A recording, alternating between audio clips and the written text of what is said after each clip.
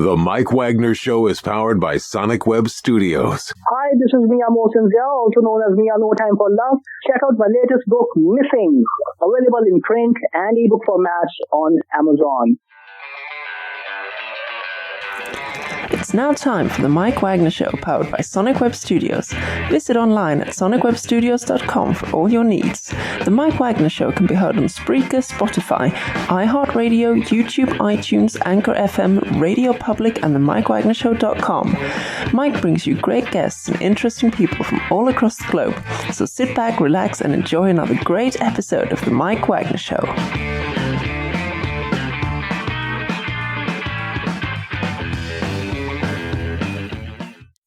Hey everybody, it's Mike from the Mike Wagner Show, powered by Sonic Web Studios. Visit online at sonicwebstudios.com for all your needs. Looking at a professional website without breaking your budget, Sonic Web Studios is the answer. Sonic Web Studios offers fast, affordable custom web designs that blow the competition away. Call today, 1-800-303-3960. That's 1-800-303-3960. Or email to support@sonicwebstudios.com. Mention the Mike Wagner Show, get 20% off your first project. Sonic Web Studios, take your image to the next level. Also, time to give official shout out to our official sponsor of the Mike Wagner Show, international warring author Mia Mosensia. If you love fast-paced mysteries, you'll love Missing by Mia Mosensia, available on Amazon in paperback and ebook. Missing is fast-paced and intriguing with an unforgettable twist. Takes place in 4 countries, 2 strangers, 1 target, where truth is illusion and those you love will be the first to go missing. It's available on Amazon in paperback and ebook. Missing by Mia Mosensia has garnered great reviews and even loved and endorsed by Howard celebrities, including Joanna Cassidy, Forbes Riley, and Else. So grab your copy today for Goes Missing by Mia Mosensia, available on Amazon. Also, check out the Mike Wagner Show at themikewagnershow.com on over 30 podcast platforms, and MikeWagnerShow.com, including Facebook, SoundCloud, Spreaker, Spotify, and iHeartRadio. Also, Anchor FM, iTunes, Google Play, Amazon, Audible, Apple Music, and more. Take the Mike Wagner Show with you on any mobile device. Subscribe to the Mike Wagner Show on the YouTube channel, and follow the Mike Wagner Show on Instagram and Twitter today. And for great gift ideas, go to Amazon.com and check out the Mike Wagner Show podcast. T-shirts, pop sockets, throw pillows, tote bags, and a lot more. Amazon.com and check out the Mike Wagner Show podcast. And for more great gift ideas, go to Amazon.com/Mia Mosensia for great books like Missing, Once and Wrinkles, also T-shirts, pop sockets, phone cases, and a lot more. Amazon.com/Mia Mosensia. Also support the Mike Wagner Show on Anchor FM, as well as PayPal and the MikeWagnerShow.com. Make sure you do so today. We're here with a terrific gentleman who is a PhD and a professor of emeritus at McGill University in Montreal in research in plant morphology in the development and evolution of plant form. And he published nearly 100 research papers and several books, including 3-time award-winning Organogenesis of Flowers and Biophilosophy. So we'll talk more about that, and taught courses in biological plant, general and philosophy, history, and the human condition, especially the plants. And he's also has a new book that warns of the dangers of placing our faith solely on scientific proof, which is called the book Science and Beyond. We'll talk more about that. And practices laughing meditation. And of course, it's very interesting scientific truth and a lot more. And of course, beliefs have changed and everything else. And live, ladies and gentlemen, from the Plus Studio somewhere in Canada, the very multi-talented and author of Science and Beyond Towards Greater Sanity Through Science, Philosophy, Art, and Spirituality, ladies and gentlemen, Rolf Sattler. Rolf, good morning, good afternoon, good evening. Thanks for joining us today. Thank you very much, Mike, for inviting me. Well, it's great to have you on board, too. So you're a PhD and professor of emeritus at McGill University in Montreal. You do your research in plant morphology and development and evolution of plants. And also you published nearly 100 research papers and several books, including 3-time award-winning, Organogenesis of Flowers and Biophilosophy. You taught courses in biological plants and general philosophy, history, and a lot more. And you have a new book that warns the dangers of placing faith and solely on the scientific proof. And you also practice laughing meditation. We'll talk about that. We'll talk about your book, Science and Beyond, the Towards Greater Sanity Through Science, Philosophy, Art, and Spirituality. And before getting to all that, Rolf, tell us how you first got started. Yes. Well, I was very interested in writing this book because, as I just told you before, I've been very interested in controversy in science. And as a student, I studied at 5 different universities in Europe, in Germany, Switzerland, Austria. And what I did is I went from one professor to his opponent who had the opposite view. And that was a very interesting experience, because what I learned is that when I was the first one, it seemed all so evident, so clear-cut, so proven in a way. And when I went to his opponent, then it didn't seem so clear-cut anymore. And I could see the merits also of the opposite point of view. So that was a rather fundamental experience to me in my life, because I could see that science is not as clear-cut as it is often presented. In fact, when you have a closer look, you often can find contradictions, and having an awareness of these contradictions, that can lead to greater, better understanding. And also what I learned is that there are so many misconceptions about science. They are widespread in the general public, in governments, and also among many scientists. And these misconceptions may have grave, even disastrous consequences, as we could see it, for example, also during the COVID pandemic. So that was one reason why I wrote the book, to point out these misconceptions. In fact, I have 11 chapters in my book, and in each chapter I deal with one of these misconceptions and grave, sometimes catastrophic consequences. And what I wanted to show is that an awareness of these misconceptions can really have very beneficial effects, and can avoid harm, can harm and these disasters that I mentioned. Mm-hmm. It also says, too, in the last 100 years, we believe that the universe was static, and stress causes ulcer, and we only use 10% of our brains. All fats are bad for you. Smoking is safe. And now none of it is true. Or so you can just give us your take on that. Yes. I mean, it may still be partially true to some extent, but it's certainly not proven, because that is one of the misconceptions I deal with in my book, that people, even many scientists, think that science, in contrast to art and to philosophy, that science can provide proof. And you hear it so often, right? Scientifically proven, scientifically proven. You're hearing these ads, right? Yeah, especially the COVID ads, scientifically proven. Yes. But I mean, it's just not possible, because science is open-ended. So if we make an observation or an experiment today, we cannot know whether in the future, if we repeat the same experiment, we will get the same results. Right, because we just don't know the future. And it may give the same results, it may not. And there are many instances known where it gives different results. So proof is really not attainable in science. We have to live with uncertainty and with an openness. And if this is recognized, which unfortunately is often not the case, that can be very beneficial, because if you think something is proven, well, this closes the door to further explorations. Why should you look elsewhere, right, if it's proven? But if you know that it remains uncertain, then you can look elsewhere and maybe find other evidence that confirms or disconfirms what you have found. And also, if you believe in proof, it leads to a dogmatic attitude, because you think you know the truth, right? And then people tend to become dogmatic and intolerant towards others who think differently. So I think this recognition that there can be no proof in science can have very beneficial effects for individuals and our society. And I just don't understand why this is such a widespread opinion still, that science can provide proof.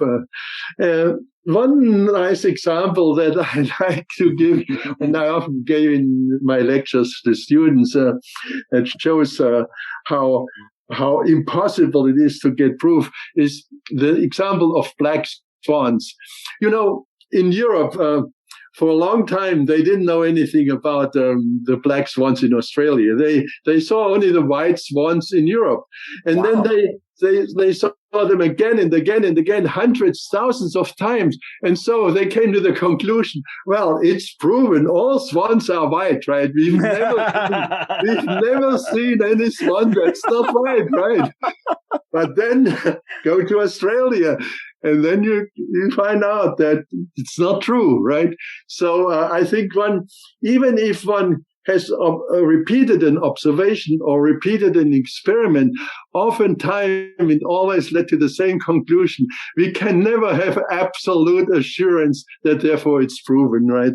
And so it just for me, it's just puzzling, and I don't understand why in our society this idea that something can be proven in science is still so widespread. Mm-hmm. And it seems to me that the same science experiments have been going on for hundreds of years, and yet it comes out a different result. And I could see where you're coming from. And they think that, so much has changed, society's changed, but you're right that you conduct the same thing over and over again, or like, say, climate change, or like, say, certain cells and all that. It's like you're always getting different results.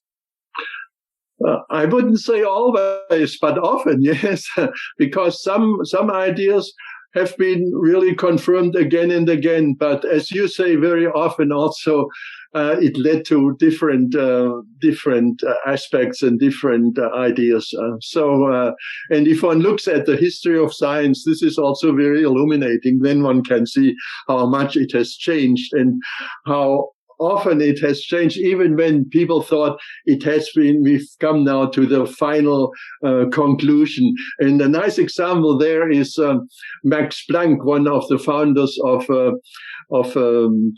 quantum physics, quantum theory. When he wanted to study physics, he was told by his professors, don't study physics. You are a very good violinist. Become a violinist, because in physics, we know almost everything now. There are only a few details to fill in. Everything else is known, and we have the answer. And then what happened. Then Max Planck really turned over, Newtonian physics, and developed with others quantum physics that was really an enormous breakthrough and changed the situation very much. So I think one has to be really very careful when one is told, well, this has been proven. That's the final word. There is no final word in science. Right. Yeah. And of course, you also say, too, that few scientists are open to meditation, arts, and spirituality. And what would your number one goal to be to break all that down? Well, I started my book from the scientific perspective. And if one understands science, then I think one can also see the limitations of science, because very often the limitations are not seen. In fact, many people think that science, if not today, sometime in the future, will give us the final truth, the truth with a capital T, absolute truth. But this is also not possible in science for a number of reasons. One reason is that science is interested in replication. We want to replicate results of experiments. And what is replicated are the generalities.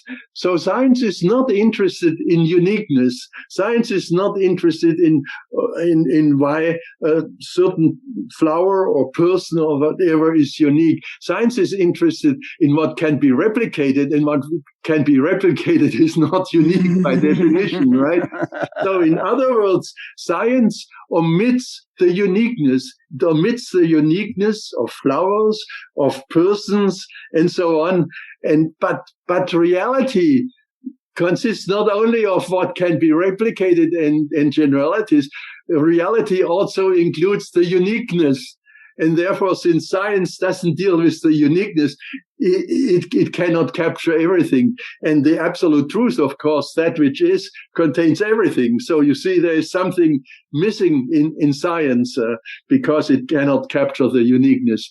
And then there's still an even more profound reason why science cannot give us the absolute truth. It's because science uses language and logic. Logic also a form of language. And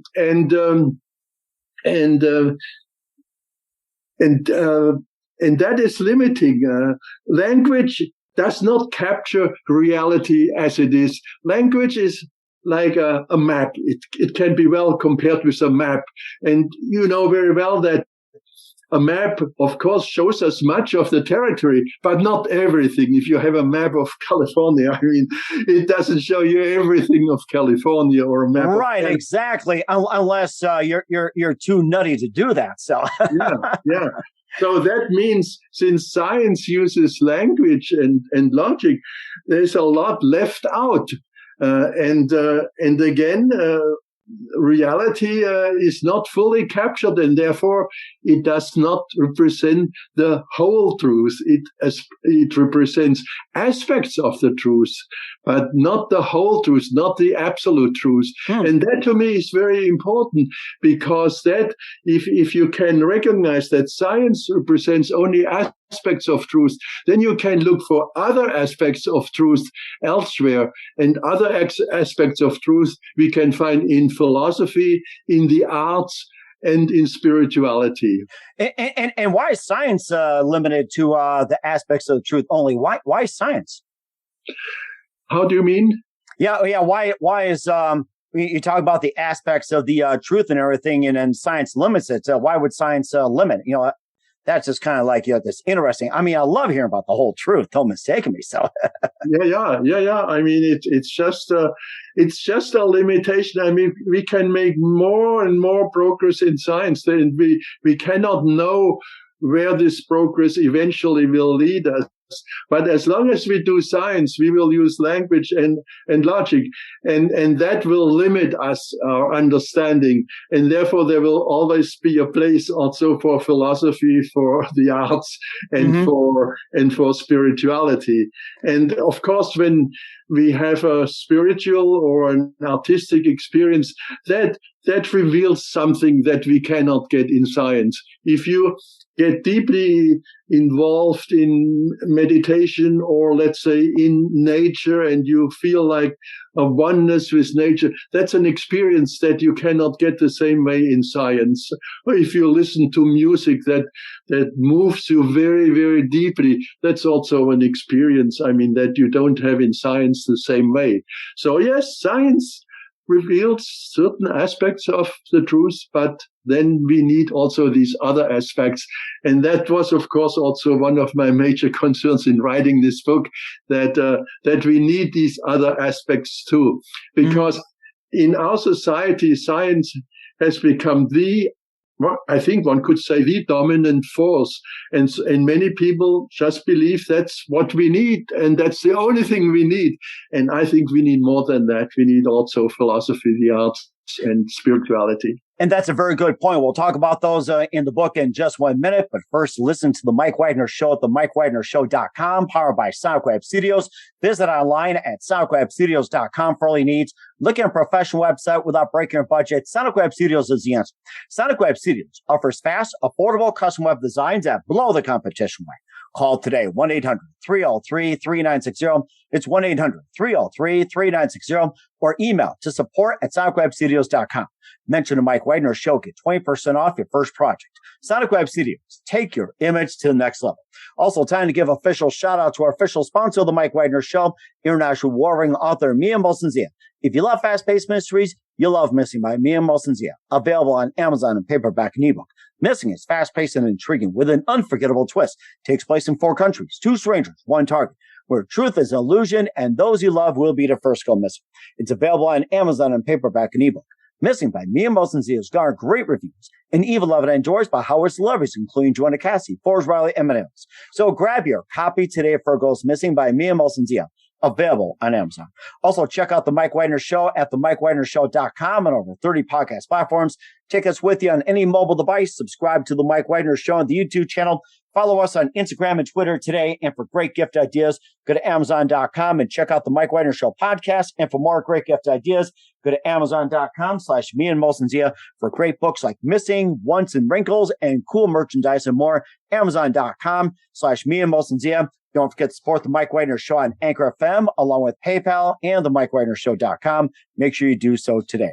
We're here with the author of the amazing book, Science and Beyond, Towards Greater Society, or Sanity Through Science, Philosophy, Art, and Spirituality, Rolf Sattler here on The Mike Wagner Show. Before we talk more about your book, like with, replicability, uniqueness, logic, language, and a lot more, especially empiricism. How'd you first get interested in plants and science? I forgot to ask you that, start off. Oh, I actually wanted to do my PhD in animal behavior. Yes, and I took lectures with a very famous animal behaviorist, Konrad Lorenz, and I was not so impressed by him. Really? Yes, although he won the Nobel Prize. But I was very impressed by a botanist at the same university that was in Munich. And so it was really my supervisor that turned me towards botany. And then I did my PhD in plants, plant morphology, plant systematics. Wow, that is amazing. What is your favorite plant? Oh, I have so many. I couldn't single out. You can pick a few. It's okay. You can pick a few. Or several. How many you like? I like orchids, of course, very much. They're beautiful. My wife loves them. Yes, and I often visited the Alps, and in the Alps you have gentians, blue gentians that I like also a lot. So, but really, I mean, there are many flowers that I like. Oh my gosh. And that is so beautiful as well, too. There's replicability, uniqueness, logic, and language. And it's all in a book. And one thing that really interests me is like replicability, uniqueness, and of course, logic and language. You cover that. But the one thing I like to have you talk about is empiricism and just sensing. Yes, empiricism, that's very important because science is considered empirical. And what does that mean? It's based on facts, on empirical facts, right? And evidence. And many people think that's all that we can say about science. It's based on evidence, right? Mm-hmm. And that is definitely true. It's based on evidence. It's based on facts. But that's not all. Science is also based on power. On the power of influential scientists, of influential organizations, of influential communities. And that is often ignored. These influential people, they are often more interested in their own kinds of science than in other kinds of evidence that does not support their view. And actually, they often either ignore contradictory evidence or they suppress it. We can see this again during the pandemic. And we have there the official narrative, right? And then we have scientists, even Nobel laureates, who have a different view based also on evidence. And that is very much ignored. So this happens very often in science, and that is not recognized. So I don't want to say that power plays always a role, but I think very often plays a role, and sometimes a very important role. And science is empirical, but science is also to a great extent based on power or reflects power. So a French historian and philosopher, Michel Foucault, coined the term power knowledge. Power knowledge. Power knowledge. So knowledge not based only on evidence, but also based on both evidence and power. that's very important, I think, to recognize. And very important indeed, too, of course, besides with the logic, language, empiricism we talked about as well, too, uncertainty, replicability, and objectivity. There's also the mechanistic, materialistic science, holistic science, and beyond. Mechanics are also involved as well. Yes. You know that our mainstream science is mechanistic and materialistic. In fact, mainstream scientists often think that's all there is to reality. It's all physical. It's also called physicalism. And that, again, is a very dominant view. And these mainstream scientists, they often suppress holistic views of science that comprise more than just matter, that also emphasize very much consciousness and other aspects. For example, we have parapsychological phenomena like telepathy, clairvoyance, and so on. This does not fit into a materialistic, mechanistic paradigm. So what these mainstream scientists often say is, well, these phenomena do not even occur because they cannot explain them well in their framework. But I think many people have such experiences. And furthermore, a lot of science has been done on these phenomena. And of course, it has not been proven because nothing can be proven in science, right? But still, there is a lot of evidence for these phenomena. And that does not fit very much into mainstream science. So I think holistic science is very much at the periphery. One example is medicine also. Mainstream medicine is still very much materialistic. I mean, if you see a doctor, he looks at your material body, right? And he doesn't ask you so much about he doesn't ask you so much about your feelings, emotions, or your spiritual experiences or what have you, right?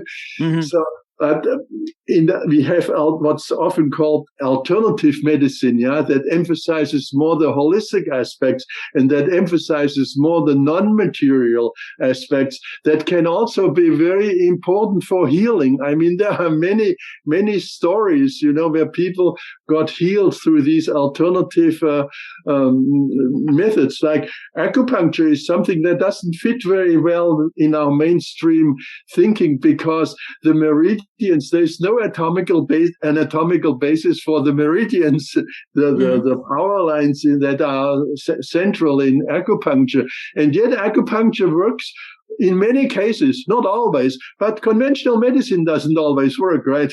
Right, yeah. Yeah. So, and then there are all sorts of other alternative kinds of medicine, like energy medicine, like Reiki and homeopathy and what have you. And some of these also have been very helpful. The interesting thing is that, of course, they do not always work, right? And so mainstream scientists who are materialistic, mechanistic, they point out then these failures in alternative medicine. That's not difficult to do, but they are not willing to acknowledge the failures in conventional medicine. And how many failures are there? How many people die of cancer? Right? How many people die of COVID? And so on. So I mean, we need both, I think. And of course, look at the medical schools as well, too, crank out the doctors. It's like, it's just like, go figure. It's like, where they've gone wrong. That's another question. Yes. Oh, yes. I mean, and I think I have been very interested in the notion of complementarity. You see, very often we think in terms either or. Either this is true or it's false, either this is good or this is bad. And when it comes to medicine, either conventional or alternative. I think why not embrace both, and we can consider them complementary. They complement one another. And this is actually a notion that has been developed in quantum physics.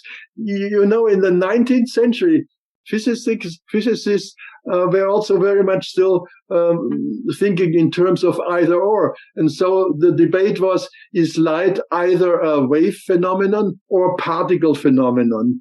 Either or, right? And then at the beginning of the 20th century, the quantum physicist Niels Bohr suggested it can be both.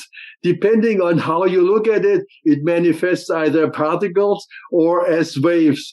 And then he introduced the complementarity principle in physics, so that we do not ask either or, but we say both and. It can be both, manifest both as particle and also as wave.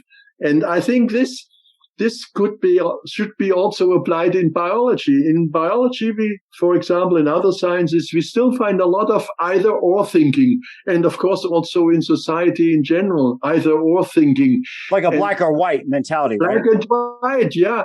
And then, why not acknowledge that conventional medicine and alternative medicine are complementary approaches, so that we can acknowledge both conventional and alternative. But we are far from that, because alternative medicine is still not taken very seriously in the conventional field. And of course, pharmaceuticals, you hear about the news, the money involved and everything else. And, just to sum it up just briefly as well, too. And how does science transform us, a person and beyond to create a deeper, much more happier, more fulfilling life? It's like, how can science transform all of us, especially with the human ego, to have a more deeper and fulfilling life? It's like, how can we accomplish this? Well, first of all, I think if we recognize the misconceptions in science and how much they mislead us and lead into all sorts of misery, as we could see it also during the pandemic, this already can improve very much our lives and can lead to a healthier and saner life.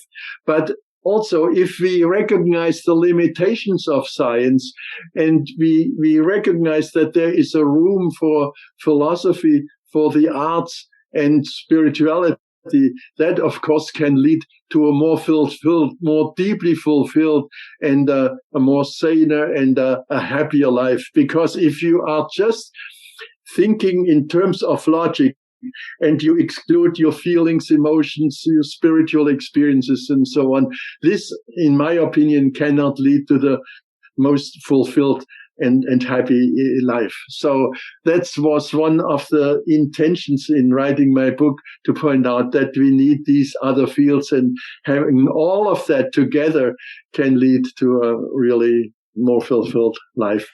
And of course, they always say laughter is the best medicine. We'll talk about that in the book. You listen to The Mike Wagner Show at themikewagnershow.com, powered by Sonic Web Studios. Visit online at sonicwebstudios.com for all your needs. Also brought to you by our official sponsor, The Mike Wagner Show, international war-ring author Mia Molson-Zia Missing, available on Amazon and paperback and ebook. We'll be back with author Rolf Sattler of Science and Beyond, the Towards Greater Sanity Through Science, Philosophy, Art, and Spirituality, after this time out. The Mike Wagner Show is powered by Sonic Web Studios. If you're looking to start or upgrade your online presence, visit www.sonicwebstudios.com for all of your online needs. Call 1-800-303-3960 or visit us online at www.sonicwebstudios.com to get started today. Mention The Mike Wagner Show and get 20% off your project. Sonic Web Studios. Take your image to the next level. Hey everybody, my name is Forbes Riley, and I'm an American actress and a TV host. And I was delighted when I got my copy of Missing, which is Extraordinary Relation of Ordinary People based on a real life relationship. It's well written. It's amazing. It talks about a man who has lost his wife and his daughter, and it's very well done. I'm going to highly recommend that you go get your copy of Missing. It is a powerful, exciting read. Mr. Mian Moshe-Zia. He is the author of Missing. And I want to give a big shout out and a kiss all the way halfway around the world to my dear friend. Check him out at Mia's website. It's called www.miamoshenzea.com. Missing, available on Amazon. Again, I'm Forbes Riley, and I will see you again soon. Bye-bye. Hey, this is Ray Powers, and boy, are you in luck. Right place, right time. Tuned in to the Mike Wagner Show. You heard me. We're back with author Rolf Sattler of Science and Beyond here on the Mike Wagner Show. He's a PhD professor of emeritus at McGill University in Montreal and research in plant morphology and more. And you also like to practice laughing meditations. They say laughter is the best medicine. And tell us about it. I'm sure we can always use some laughter, right? Oh, yes, it's very good. But in our society, and especially in science, we tend to be often dead serious. Like at universities, there's not much room for laughter. And at the end of my career, I started laughing with my students at the end, especially during exam time, when everything was very tense and so on. I just burst out into laughter for no reason at all. And laughter can be very contagious. So we laughed for a few minutes or 5 minutes. And this was hilarious. The students felt so good afterwards. I felt so good. It created also a bond, when you laugh together. And once a colleague of mine was teaching next door, and he said, "Oh, what's going on here? Too loud, too much noise." I said, "Oh, well, we are just laughing." He said, "Oh, are you crazy? I mean, you're supposed to lecture, not to laugh, But then a few years later, when I saw him again, he said, "Rolf, we miss your laughter." So that's how it started, Mike. It started in my lectures. But then when I retired and I came to Kingston, I was associated with a yoga center, and I found out that there is something called laughter yoga. It was invented by a physician in India and his wife, who is a yoga teacher, and they just developed simple exercises that make us laugh. And so you meet and you laugh. You make these exercises, laugh, and it's contagious. And this goes on for half an hour or an hour. And oh wow! And I gave many sessions, laughter yoga sessions here in Kingston at many different places for various groups, including hospitals, prisons, what have you. And most of the time, people could join in and laugh, and they felt so good afterwards. But occasionally, someone was not able to do it. And once I led a laughter session at the university here, and there was one professor in there, and I usually start the laughter sessions with gibberish, loosening up people, just making sounds like that's wild, just to loosen you up. This professor, he walked out in disgust. That's simple like this, huh? Wow. I think every comedian should know that one. and he missed a good session. And I mean, people feel so good afterwards. And, there is scientific evidence of how good this is for our health, because laughing increases the killer cells. So it boosts the immune system. Mm-hmm. Laughter reduces cortisol, which is in this way reduces tension and stress. And there's a whole long list of beneficial effects of laughter that have been shown scientifically. But of course, one doesn't necessarily need that, because just having the experience and laughing for half an hour shows us, even without science, very clearly how much better we feel. And one reason why I like to do these laughter sessions was not just for the people, but also for myself, because afterwards I felt so good. And unfortunately now, with the pandemic, where we would need it most, there's almost no demand anymore for laughter sessions. So oh my gosh. You know what? You know something, Dr. Rolf, I'm going to call you doctor in this one. I'm feeling better already. Thank you. You know what? This also made me think of a story, too, about Patch Adams, that he used laughter at a children's hospital, I think in, was it Virginia or West Virginia? And in a study that's shown that the kids actually felt better, and and I guess the demand for medicine actually dropped, and it actually showed that that some of the elements that just were eliminated or just minimized. And he said that with Patch Adams, laughter was the best medicine. He was great at it. And I watched that movie with Robin Williams. I absolutely recommend it to everybody. Patch Adams, that was terrific. I knew him. I did a weekend retreat with Patch Adams. So oh my gosh. Yeah, so I know him very well. Yeah. It's great what he did, I think. But I mean, laughter in any case is just wonderful. And I think we need more, because we have a lot of tension and we have a lot of stress in our society, and laughter can release a lot of that. And that's also one reason why I like jokes. In fact, I have jokes in my book. I have them in smaller print, but in each chapter I have one or two jokes, because I think academic writing, can also get too serious, and we should not forget and also be able to laugh about our academic pursuits, and then this will be very helpful in many ways. And, so one thing you can also do, and it's perfectly okay, laugh at yourselves. That's the most important thing. Yes, laugh at yourself. Yes, you make a mistake, laugh at yourself. That's very important. In fact, one of the exercises in laughter yoga is laughing about yourself, and we do it like this, Look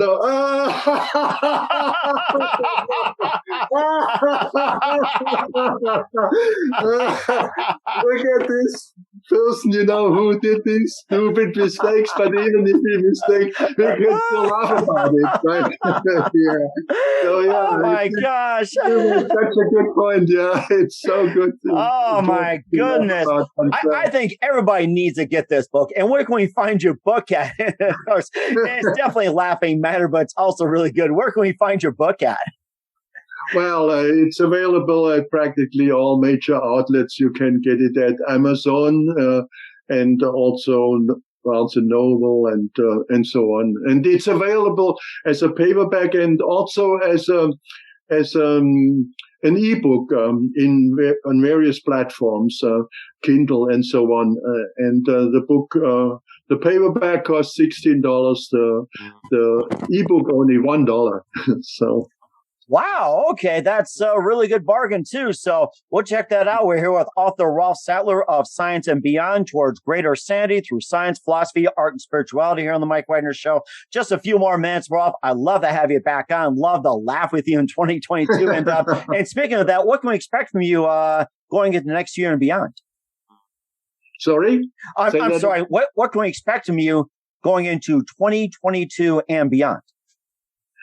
Well, at the moment, my book came out last summer, and at the moment, I really make some publicity for the book. I'm giving interviews like with you and others to make it known, that this book exists and that people who are interested in this sort of thing can get it. And I think it's a very timely book because at the moment, we can see really very much how these misconceptions that I deal with in the book make us limited and make us suffer and lead to all sorts of health problems, insanity, and what have you. So that's what I'm doing these days. Besides that, I also have a very comprehensive website on which I published actually 3 books, or 1 book and 2 book manuscripts, and many, many articles. So I'm also I continue working on this website. And you're certainly doing a great job as well, too, Ralph. I mean, you're totally amazing. And who do you consider your biggest influence in your career? Who influenced me the most in my career? Yeah, who do you consider your biggest influence in your career? Yeah, well, I mean, There are many influences. Some of my top professors, have influenced me very much. And I was very influenced by Alfred Korzybski, who wrote a book in 1933 called Science and Sanity. Oh, wow. Yeah, and he pointed out the limitations of language, because he showed, that whenever we talk, we abstract, we select some features from reality, and so much is left out when we use language. Just think of a sunset. If you look at the sunset and you want to describe it through language, I mean, sure, you can say there was red and so on, and black clouds and whatever, but you cannot really represent the reality of that sunset. When you use language, there is much left out. And that's one thing I learned from Korzybski. And that's one reason why I dedicated my book to Korzybski. He died in 1950, I think. Oh, wow. But I think his influence has been enormous. And unfortunately, he is not so well known. But some of the slogans that he coined are well known. One of the best known one is, "The map is not the territory." I love that one. Yeah, and if you see that language is a sort of map, then of course language is not the territory. That means reality. It's just an abstraction from it. So that's one thing I learned from Korzybski. I dedicated my book to 4 other people. One of them, the Dalai Lama, for whom I have great respect, because I think he is one of the few spiritual leaders who has been and continues to be very interested in science. Nice. In fact, he had dialogues with scientists almost every year. Wow. So he was very interested in science. And he is a Buddhist, but in Buddhism, there are certain doctrines too. And he said that if scientific evidence contradicts Buddhist doctrines, then we have to change Buddhist doctrines. That's a good point. That's a good point. Yes. That's a good point. And you know how long it took in Christianity until they could accept scientific evidence for evolution, right? For some people, there are even still problems today, right? They cannot accept the evidence. So that was one reason why I dedicated my book also to the Dalai Lama. And in fact, I was Wow. invited for his 60th birthday celebrations to give a talk, yes, and a talk on science and spirituality. So that's where I met him, and I really have this enormous appreciation for him, and because of his appreciation of science. But although he recognizes the great importance of science, he also, like me, recognizes that there is something beyond science too. And yes, it is. Yes, it is. To go beyond science too. So for this reason, I have great respect, admiration for the Dalai Lama, and I dedicated my book also to him. Oh, that's so fantastic. I mean, that was just wonderful, Rolf. That's wonderful. Love it. And what's the best advice you can give to anybody at this point? Well, read my book. Besides laughing.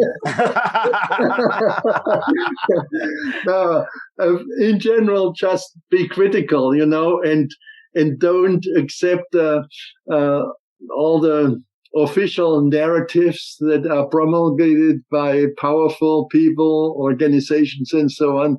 Have a closer look at it and listen also to people who have divergent views and look at their evidence.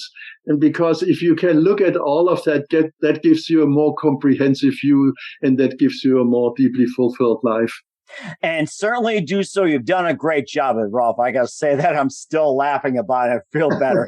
Once again, author Rolf Sattler, PhD, professor of emeritus, McGill University, with his book, Science and Beyond, Towards Greater Sanity Through Science, Philosophy, Art, and Spirituality here on the Mike Wagner Show. Rolf, a very big thank you for your time. You've been absolutely amazing and looking forward to having you on in 2022 and beyond. Make sure you keep in touch, keep us up to date. And once again, tell us about your upcoming projects, what's your website, how do people contact, where can people purchase or check out your great book? Thank you very much, Mike, for inviting me. It was a great pleasure talking to you. And it's always a special pleasure if someone can also laugh. So I think we had a great time. I had a great time. Thank you very much. Yeah. Oh, great. Your website, yes. My website. The website for my book is www.rolfsattler, no period in between.com, rolfsattler.com. And there you find more details about my book. That's certainly great. Once again, Rolf, a very big thank you for your time. You've been absolutely amazing. Looking forward to having you again soon. Make sure you keep us up to date, keep in touch, and we definitely wish you all the best. You've got a great future, and let's laugh again very soon. Thank you, Mike. Yeah, let's laugh. Let's not forget laugh. Thank you very much. The Mike Wagner Show is powered by Sonic Web Studios. If you're looking to start or upgrade your online presence, visit www.sonicwebstudios.com for all of your online needs. Call 1-800-303-3960 or visit us online at www.sonicwebstudios.com to get started today. Mention the Mike Wagner Show and get 20% off your project. Sonic Web Studios. Take your image to the next level. Hey everybody, my name is Forbes Riley, and I'm an American actress and a TV host. And I was delighted when I got my copy of Missing, which is Extraordinary Relation of Ordinary People based on a real life relationship. It's well written. It's amazing. You know, it talks about a man who has lost his wife and his daughter, and it's very well done. I'm going to highly recommend that you go get your copy of Missing. It is a powerful, exciting read. Mr. Mian Moshe Zia. He is the author of Missing. And I want to give a big shout out and a kiss all the way halfway around the world to my dear friend. Check him out at Mia's website. It's called www.miamoshanzea.com. Missing. Available on Amazon. Again, I'm Forbes Riley, and I will see you again soon. Bye-bye. Thanks for listening to The Mike Wagner Show, powered by Sonic Web Studios. Visit online at sonicwebstudios.com for all your needs. The Mike Wagner Show can be heard on Spreaker, Spotify, iheartradio, iTunes, YouTube, Anchor FM, Radio Public, and themikewagnershow.com. Please support our program with your donations at themikewagnershow.com. Join us again next time for another great episode of The Mike Wagner Show.